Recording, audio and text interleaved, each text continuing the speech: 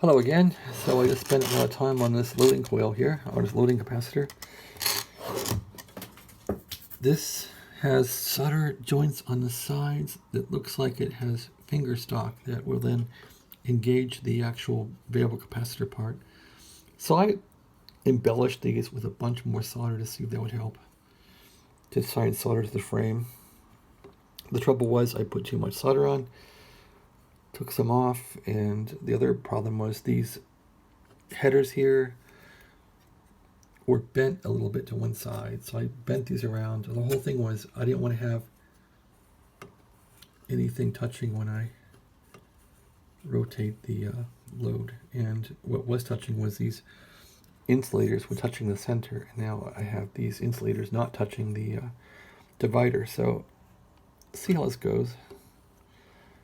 Should probably blow this thing out with air or something, a lot of dirt in it.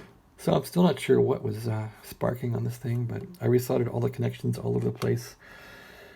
Resoldered everything here. Anything you can see with solder, I resoldered it. So all over the place. Everything here, everything down there got resoldered.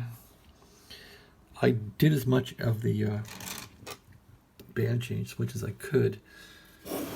That thing has a couple of cool looking joints on it too, but I really hit the band switch down here with a solder to see if I could improve it.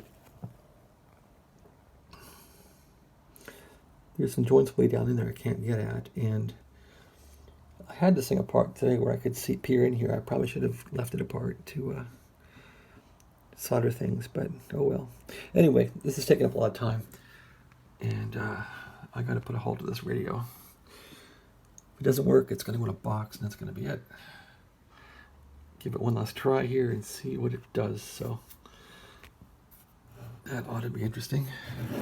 I would do it on this video, but I don't want to get shocked. So anyway, let's see what happens. See you in the next video. We'll see if this thing works.